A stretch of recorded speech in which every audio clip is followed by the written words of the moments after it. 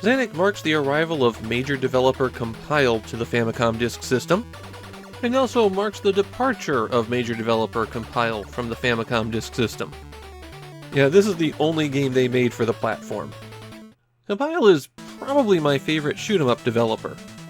Their games aren't as difficult as some others, they're not quite as flashy, but they're solid and approachable. Zanac is their first shoot-'em-up for a Nintendo system, and actually it's a port of an MSX game that Compile had released earlier in 1986. It was pretty impressive for an MSX game, but the version that people always go back to is the Famicom Disk System one. The plot of the game is that there's an ancient computer built by an alien race, and when humanity finds it, they double-click on the wrong icon. That is not a joke, that is the actual plot. Anyways, because somebody opened the Destroy the Species that clicks on this app, the computer starts wiping everyone out. Unfortunately, somebody made a copy of Super Advanced Spacefighter Plans.pdf before the invasion started, and now there's a chance that a single one-man craft might be able to penetrate the computer's defenses and put a stop to it. The title of this game is often incorrectly written as Zanac AI, but the disc label, everywhere the title is written on the package, and Compile themselves, just call it Zanac. The AI on the cover art is basically an aside telling customers that Zanac has an AI system built into it. No, not a chatbot. In this case, it's an AI system very similar to Xevious. As you're playing through the game's 12 stages, the difficulty dynamically controls based on how well you're doing. There's quite a few variables that go into this. Things like if you die, it becomes a little bit easier. If you fail to defeat a computer terminal within the time limit, it becomes a bit harder. Basically, it makes the patterns of the enemies in the game a lot more dynamic. It's a way to extend the game's replayability. The power-up system in Zanac is complicated. Now the good news is, if you get destroyed, you might be back to the basic attacks, but the basic attacks are still pretty good, and the game is continuously throwing you power-ups for your main gun, so it's relatively easy to recover some strength even if you're not back to where you want to be immediately. There are no speed-ups in the game, which means dodging doesn't become harder when you die. That makes Zanac relatively approachable. Not easy, just approachable. As you're playing, B fires your main weapon, which is always with you, while A fires your secondary weapon, which will change with various numbered pickups. There are 8 different sub-weapons, numbered 0 to 7, and you always at least have number 0. All of the weapons are capable of auto-firing, though you probably don't want to do that for a lot of the secondary ones. By default, the auto-fire speed is kind of slow, but there are ways to permanently increase that. The most common pickup that you'll encounter are orbs found in these flying blue boxes. The boxes typically come out in sets of 3, and usually one of the 3 contains an orb. On occasions there won't be an orb at all, but that's relatively rare. Orbs are used to power up the main gun, taking it from a single shot, to a double shot, to a triple shot. It takes multiple orbs to power up the gun, but not so many that you'll be struggling to get it powered up. The numbered pickups for the secondary weapons are often found in ground installations that you blow up. Something to keep in mind about the power-ups in Zanac is that a lot of them float backwards off the screen. So if you shoot one of these things when it first appears, there's a good chance that you won't be able to collect the number. All of these weapons can be strengthened by collecting multiple of the same number, but that's one of those things that's easier said than done for a lot of reasons. First, the numbers are relatively rare, and with 8 different options, you could be waiting a long time to see your number come up. The other thing is that many of the weapons operate on a timer or have limited shots. Not all of them, just some of them. So that number has to come up before you run out. Weapon 0 is the all-range cannon, a rapid-fire shot that goes in whatever direction you're moving, or forward if you're not moving at all. As I said, this one's completely unlimited, and it's a decent weapon for any situation. Weapon 1 is the Straight Crusher. It only fires straight ahead, but also goes straight through just about anything, destroying it in the progress. It's a very powerful attack with a limited number of shots. Number 2 gives you the Field Shatter.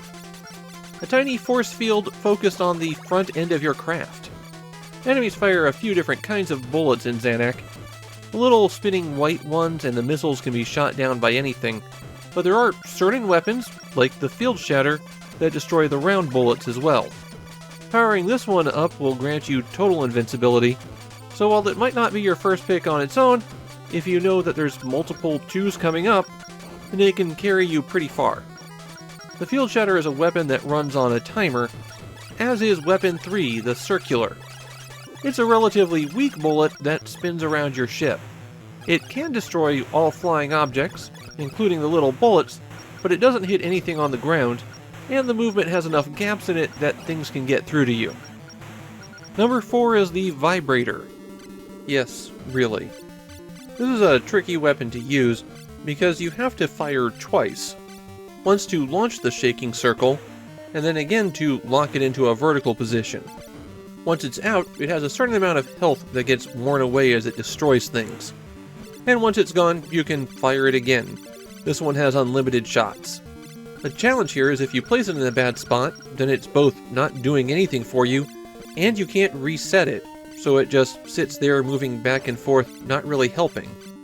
It can be an effective weapon, it's also really easy to screw it up. Weapon 5, the Rewinder, is kind of similar to that, except it's a powerful shot on a yo-yo, shooting forward and tracking your ship horizontally, and then getting reeled back in when you press the A button again. This is a very effective choice that also has unlimited ammo. Number 6, the Plasma Flash, is the most powerful weapon of all, with a few caveats. When this weapon strikes something, anything that's in the air dies immediately. And anything can trigger it. Enemy ships, missiles, bullets. It's a screen clearer. Even without hitting anything on the ground, that is extremely useful. But it also destroys power-ups, which means you want to use it very carefully when you have it, and it has an extremely limited number of shots, just 20, so you don't want to auto-fire this one. It's still a very effective weapon, just one that you have to be a little bit cautious about. Finally, number 7's my preferred weapon, the high-speed shot. It's a giant rapid-fire attack that arcs to the right or left as you're moving in those directions. It also operates on a timer, though the timer here is very generous. There are other things that you can grab while you're flying around in Zanac.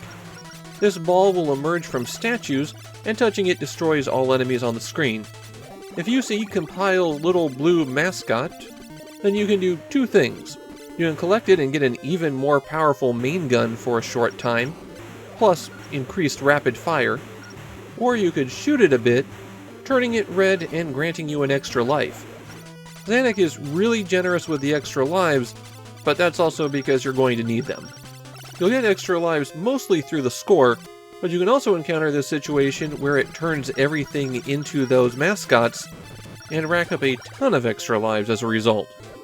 You can also find this fairy which will automatically destroy anything that appears on the screen, including bosses. All of the bosses in Zanac are ground installations for the computer, and when you reach them, a timer will start. If you don't defeat it before that time runs out, then your ship moves on and the game becomes more difficult. As you're destroying pieces of the installation, the remaining ones become more aggressive, sometimes to the point where they're firing so often that they're blocking all of your shots. I'd recommend taking out any of the round components first, just because when they go crazy, you pretty much can't get a shot through. Something that you might notice is that Compile tends to reuse a lot of their assets. Sound effects, fanfares, music, ship designs. If you've played a Compile game, there's a good chance you've encountered some of these before. When you get a game over, there is a continue code.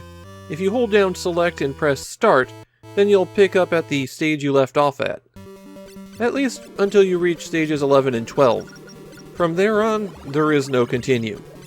And if you can't beat the computer at the end of stage 11, then the whole thing loops back to stage 10. Compile would eventually release a sequel to Zanac. 15 years later, they would make Zanac X Zanac for the PlayStation, and it was a compilation of all variants of Zanac, with this version being the default one, as well as a new sequel, Neo Zanac. Also, most of the mechanics here carried forward to Compile's own series, Aleste. So some people consider those games to be continuations of Zanac. In Japan, Zanac is really well regarded. It's often pointed to as one of the best 8-bit shoot-'em-ups. Even with the progression of technology and Compile making other great 8-bit shooters, people still go back to Zanac. And yes, this is a really good shoot-'em-up. If I have any problem with it, it's that the game's a bit long.